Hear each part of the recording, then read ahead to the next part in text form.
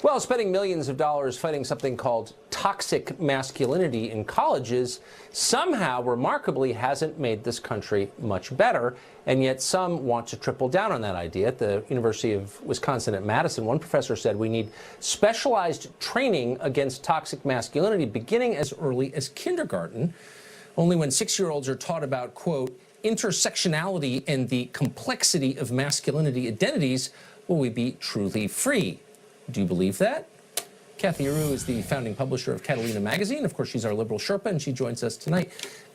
Kathy, how do you think, if you were to take a 5-year-old and talk about the intersectionality of masculine identity, how do you think the 5-year-old would respond?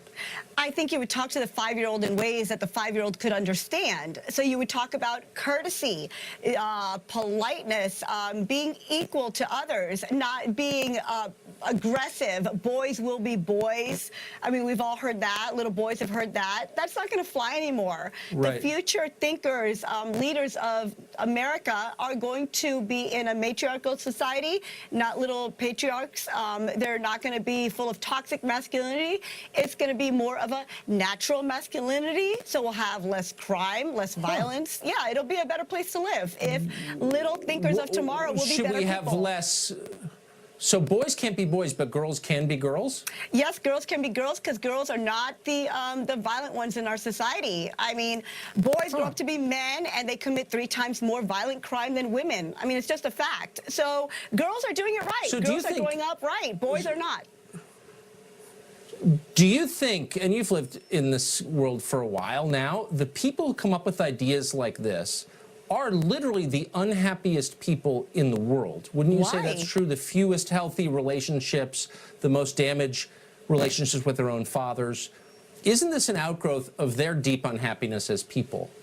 Well, there was a woman that wrote against DDT, the pesticide that was killing insects and pests, but also killing birds and bees. Rachel Carson, yes. Right. So, I mean, so was she unhappy because she didn't like that birds were no longer singing? Or was she saying that we had all these toxins? Yeah, they were helping the crops, but they were killing nature. So it's the same concept. Let's kill toxic masculinity. Let's kill this DDT in our boys. Yeah. DDT is a man-made chemical. Right. Testosterone is naturally occurring. Yes, but so testosterone why would shouldn't it be lead to bad? murder Because it's natural. Testosterone isn't equal to toxic masculinity. That's what we're saying. Let's teach boys to not be DDT. Let's make them organic. Let's make them green. Let's make them more positive. Yeah. So... Okay, well, that's insane, but you put a happy face on it, and I appreciate that. Kathy, thank you. Okay, thanks. Jordan Peterson is a professor at the University of Toronto, the author of the best-selling book, 12 Rules for Life, and he joins us tonight.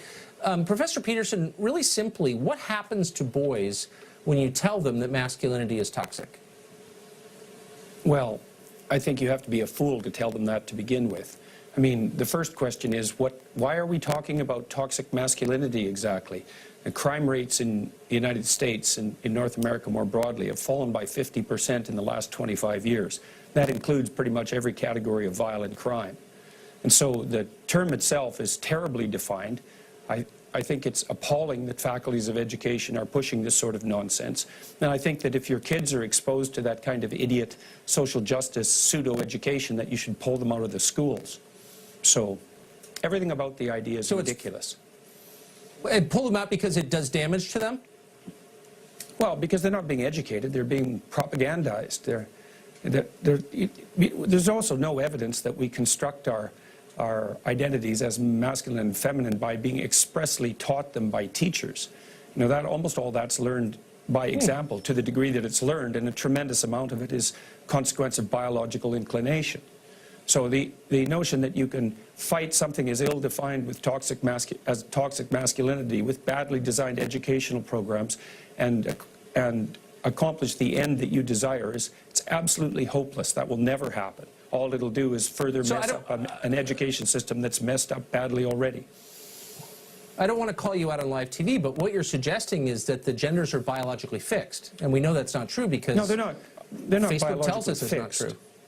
Well, they're not biologically fixed, you know. I mean, people are quite plastic, and we learn things all the time. We can modify our behavior, but there are masculine and feminine proclivities. But it isn't even the issue of gender identity that's the issue here. It's the issue of whatever in the world toxic masculinity is supposed to be, and you can't even define it. I mean, if people are concerned about aggression and violence, well, as I said already, the rates of violent crime in the U.S. have fallen by 50% in the last 25 years. We're doing unbelievably well on that front. The streets are safer than they have been ever.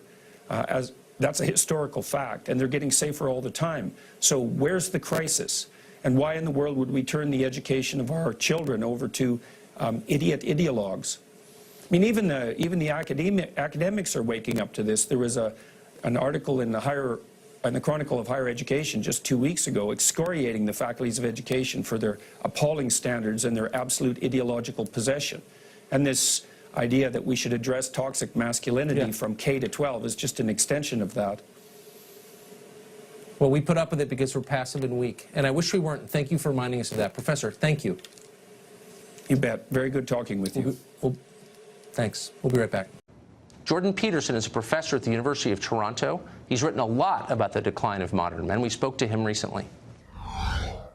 Jordan Peterson, thanks for joining us. We've got a long list of statistics that paint a pretty clear picture that boys seem to be falling behind relative to girls in the United States. Why do you think that is?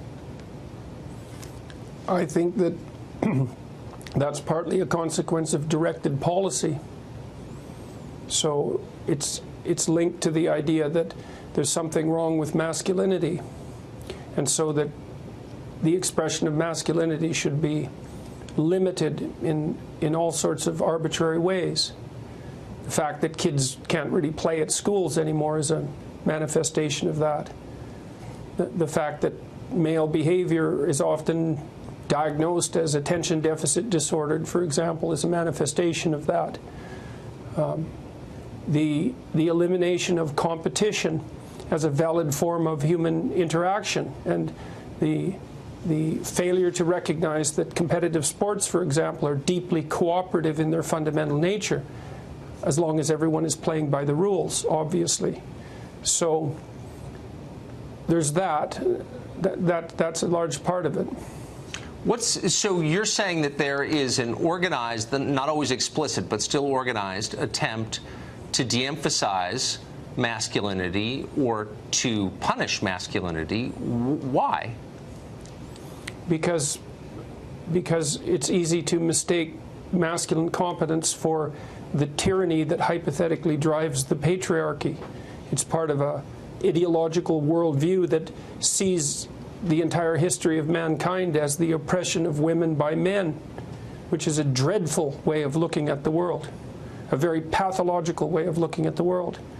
It's not like men and women always get along any more than men and men get along, or women and women for that matter. But fundamentally, human history is a cooperative enterprise, and men and women have lifted themselves out of the mire over millennia in their cooperative endeavor. And to describe that as centuries of the oppression of women by men is an absolutely reprehensible ideological rewrite of history. And it's what's taught in the humanities and in much of the social sciences at universities, and increasingly in the public education system. It's taken as an unassailable fact. And you're saying that this has bad consequences for the development of boys? Well, how could you feel good about that? I mean, if you're made out to be a potential manifestation of rape culture, if you're part of toxic masculinity, if your competitive drive is regarded as part of a tyrannical impulse, if the heritage to which you belong is regarded as an oppressive patriarchy, then how in the world are you going to step forward with confidence and shoulder that what would you call it, that burden? Why would you? Why wouldn't you just step aside and retreat, which is exactly what's happening? But if men are so aggressive and bent on domination, on establishing a patriarchy, why have they stepped back and allowed this to happen? Yeah, well, I guess that's a good question, isn't it? I don't know the answer to that. I don't know if they are precisely allowing it to happen. It's very insidious, the ideological movement that's driving this, part of the radical left. Part of the radical left, I would say, is it's a very insidious movement. It's not an easy thing to resist, and a lot of it occurs, well, for example, it occurs in the school system increasingly. And it isn't clear what, they're not men that are reacting to that, that's boys. It's not clear what they're supposed to do about it. So if you it's were hard to fight an ideological battle. It is hard. And finally, if you were to give parents of boys one piece of advice for how, in their small way, they can fight against this trend for the sake of their own boys, what would it be? Well, I would say, first of all, encourage them. And I mean that most deeply, is that to encourage someone is to instill courage in them, to support their courage. And that doesn't mean protect them from what's dangerous. It means teach them how to be competent and teach them that they can rely on themselves to prevail, even in the darkest of circumstances. That's part of it. Yes. I would say as well, more specifically, and this is specific advice for parents, if you have your children in a school and they talk about equity, and there's a class and they talk about equity, diversity, inclusivity, white privilege, systemic racism, any of that, you take your children out of the class. They're not being educated, they're being indoctrinated. And there's absolutely no excuse for it. I agree with that completely. You might run out of schools pretty quickly, though, here in this country. That would be just fine. The sooner the better. Jordan Peterson, it's hard to express my gratitude to you for telling the truth as you do. Thank you very much for that.